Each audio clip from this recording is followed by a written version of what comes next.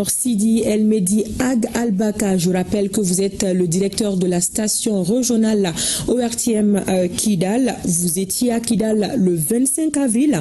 Vous étiez témoin, acteur et même otage de ces terroristes. Que s'est-il réellement passé? Merci beaucoup. Il faut comprendre que le 25 avril 2026, très tôt, nous avons été réveillés par des échanges de tirs. Après 2 heures, nous avons constaté déjà la présence des groupes armés terroristes et séparatistes à l'intérieur de la ville, ce qui a beaucoup compliqué notre sécurité. Et après les retraits des autorités administratives pour rejoindre les camps, nous sommes restés bloqués à l'intérieur de la ville et les groupes armés étaient déjà devant moi, par exemple ma porte. Mais c'est vers 16 heures qu'ils sont rentrés chez moi. Ils ont pris le mire pour ouvrir la porte. Ils m'ont arrêté devant ma famille. J'entends encore les cris de mes enfants qui ne comprenaient pas la situation. Mais je savais que ça allait se passer ainsi. Donc 2 véhicules armés m'ont mené pour qui connaît bien Kidal vers le marché des logements sociaux qui n'est pas exploité. Et là-bas commence toute une série d'interrogations, des insultes, beaucoup de choses difficiles à accepter. À peine arrivé, il y a un qui me tend un verre de thé. Je dis, moi, je ne suis pas preneur. Il me dit, bon, de toute façon, bois parce que ça sera ta dernière consommation. Tout ce qu'il faut pour déstabiliser un homme. Mais entre-temps, ma famille a informé autour de notre communauté. Des personnes ressources se sont impliquées. Et nous avons pu avoir un compromis de me laisser chez le maire en attendant. Parce que quand on m'a arrêté, je n'étais pas avec mon cadreur.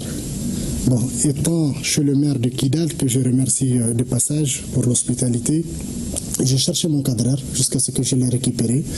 Et à partir de là, nous avons planifié notre exfiltration de la ville sur l'Algérie. Nous avons fait un long chemin pour rejoindre le pays frère, le Niger. Et du Niger, nous sommes à Bamako, Saint-Souf, fatigués mais bien. Alors, mais comment est-ce que vous avez pu échapper de leurs griffes? Je ne pourrais même pas vous donner des réponses claires, la médiatie aidant, sachant le rôle de l'ORTM dans cette crise. J'étais l'acteur à abattre à tout point de vue, mais c'est Dieu qui donne la vie et c'est lui qui reprend la vie. Moi, je garde la foi et ma mission continue. D'accord. Alors, quelles sont vos dernières nouvelles sur le terrain civil? Vous savez, quand j'écoute ce que les médias disent de Kidal, je suis surpris. Les forces de défense et de sécurité maliennes contrôlent à 100% le cercle d'Adelhok et celui d'Anefif. Et le cercle d'Adelhok se trouve à 150 mètres. 150 km, excusez-moi, de Kidal. Et le cercle d'Anefif se trouve à 112 km de Kidal. Donc nous avons bel et bien une présence importante de forces de défense et de sécurité dans la région de Kidal. Mais il faut comprendre qu'au moment de l'interpellation, moi j'ai entendu beaucoup de choses. Ce sont 12 000 combattants qui ont été mobilisés, qui ne sont pas seulement des forces terroristes séparatistes du Mali. Vous avez des combattants venus du Tchad, du Soudan, du côté du Polisario, de l'Algérie, pour aider les groupes armés terroristes et séparatistes du nord du Mali à déstabiliser le pays. La question, ce n'est pas la question de Kidal. La preuve, ce sont les attaques planifiées sur Kati, Bamako, Sévaré, Gao pour empêcher un éventuel renfort à Kidal. La preuve, c'est l'attaque lâche contre notre ministre de la Défense, dont je salue la mémoire ici, qui vise à déstabiliser l'institution militaire de notre pays, qui vise à décourager nos forces de défense et de sécurité. Mais il n'y a pas que des branches militaires, il y a aussi une branche politique.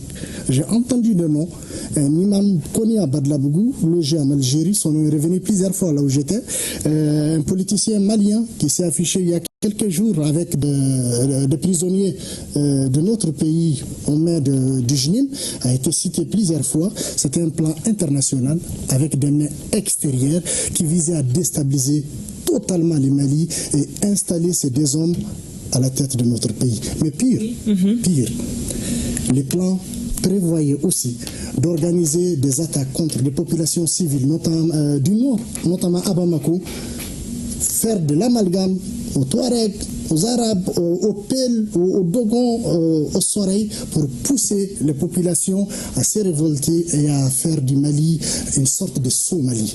D'accord. Vous l'avez dit, ces terroristes sont soutenus par des sponsors, mais aussi par des médias occidentaux. Comment expliquez-vous cette cabale médiatique contre notre pays? Vous savez, c'est très simple à comprendre. Il y a quelques semaines, je ne sais pas si ça vaut une semaine, notre pays a pris un acte fort en reconnaissant le Maroc sur la question du Sahara.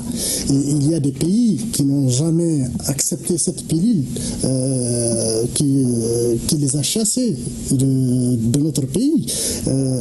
Je vais vous dire directement, la politique française n'arrive pas à admettre encore son échec. Le départ des forces onusiennes au Mali, nous sommes en train de payer encore la facture de ces fortes décisions prises par les autorités de la transition.